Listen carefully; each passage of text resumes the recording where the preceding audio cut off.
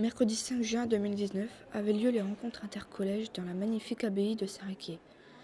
Organisées par le conseil départemental de la Somme, ces rencontres ont accueilli plus de 310 élèves qui ont participé à cette journée. Depuis 2017, s'est ajouté au pentathlon de jeux de tête des parcours de découverte d'activités scientifiques et d'ouverture au monde et un défi robotique. Tout avait été organisé pour rendre cette journée exceptionnelle. En effet, des bus avaient été affrétés pour emmener tous les participants à Saint-Riquier et un petit déjeuner, un pique-nique et un goûter ont été offerts à tous. Le ciel a été clément jusqu'au début d'après-midi avant de devenir pluvieux, mais cela n'a pas entamé le moral qui est resté au beau fixe. Madame Petit-Didier, responsable du pôle jeunesse, nous en dit plus sur cet événement. C'est la 28e édition du pentathlon cette année, ça fait donc 28 ans qu'il est organisé. Découvert des clubs de jeux de tête dans les collèges et en fait on a des jeunes passionnés d'échecs, de dames qui viennent concourir et depuis 28 ans il y a toujours des équipes qui se renouvellent et qui viennent faire la compétition. Au programme, tout d'abord, le traditionnel pentathlon des jeux de tête où les élèves se sont affrontés autour de 5 jeux. Les dames, les échecs, la ballonne, le siam et le nouveau Kataranga. À l'origine, le pentathlon des jeux de tête, c'est pour relancer l'intérêt pour tout ce qui est jeux de tête et jeux de réflexion forcément, mais c'est aussi pour qu'il y ait une petite compétition entre les jeunes et entre des jeunes de collège, donc des jeunes qui sont âgés entre à peu près 11 ans et 15-16 ans à peu près. Moi personnellement, ça fait à peu près 11 ans que je crois que je le fais. En tant que, on m'appelle en fait le grand animateur. Le grand animateur en fait c'est celui qui parle au micro, qui lance les rondes, qui aboie, l'aboyeur aussi on t'appelle aussi. C'est-à-dire c'est celui qui va être un petit peu là pour dire attention il reste 5 minutes, je vous rappelle les règles, à vos jeux, etc., etc. L'année prochaine, après vote des participants durant la journée, le siam sera remplacé par un jeu qui fait son grand retour au pentathlon. Il s'agit d'Othello. Tous les élèves participants au pentathlon se sont préparés tout au long de l'année en pratiquant dans leur établissement scolaire, dans le cadre des clubs ou de temps dédiés aux jeux. En effet, cette activité possède de nombreux avantages pour les jeunes, comme ils l'ont confié. Le jeu de société, ça améliore un peu la réflexion, je pense, tout ça. Puis c'est cool de rencontrer des nouvelles personnes, de venir aux rencontres. Parce que c'est des jeux de stratégie où il faut prévoir le coup d'après. Ils étaient accompagnés au pentathlon par leurs coachs, CPE ou enseignants, qui sont souvent eux-mêmes des grands joueurs enthousiastes. Ça apporte de la concentration aux élèves, de la rigueur, bien sûr mettre en place une stratégie et aussi un esprit d'équipe, parce que même si c'est un jeu, un concours où on est sur un jeu seul, on joue pour une équipe quand même. Donc il faut que tout le monde soit et donne le meilleur de soi-même. Alors ça leur apporte déjà la connaissance de jeux qui ne sont pas forcément connus.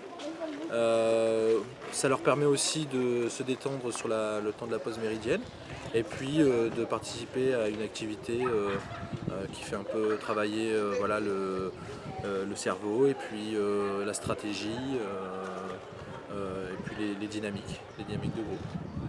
Je pense que le fait de pouvoir rencontrer d'autres élèves, de se confronter à d'autres collèges, c'est un petit peu un challenge, c'est sympa pour eux et puis voilà.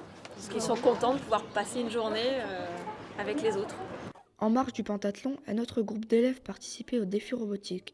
En effet, le département propose au cours de l'année scolaire des ateliers d'initiation à la robotique et à la mécanique au collège de la Somme.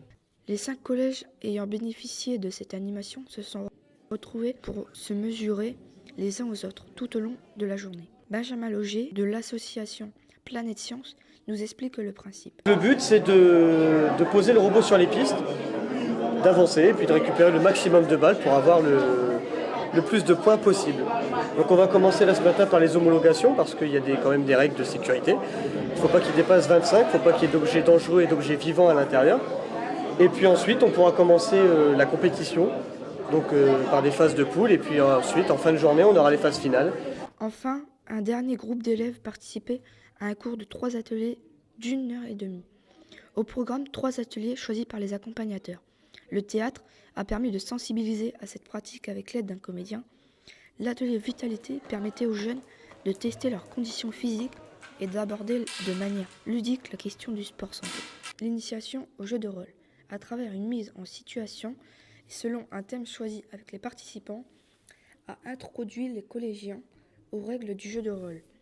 Le jeu coopératif, la quête, a entraîné le groupe dans une aventure où chacun s'est choisi un rôle et donc une mission pour faire évoluer l'équipe dans une aventure trépidante. L'exposition interactive mettait en valeur les énergies renouvelables et les métiers de l'innovation à travers diverses manipulations. Les loups-garous de Tiercelieu a permis au jeu d'être initié à la pratique de ce jeu de société d'ambiance dans lequel chaque joueur incarne un villageois ou un loup-garou. L'atelier Initiation à la calligraphie orientale présentait les différentes calligraphies à travers le monde et était suivi d'un temps de pratique.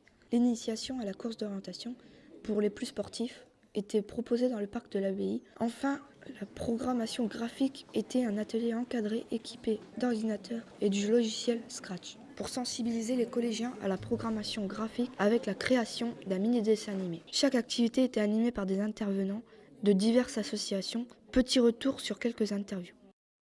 Alors on va faire un petit test en fait pour voir s'ils sont souples, s'ils sont rapides, s'ils sont précis.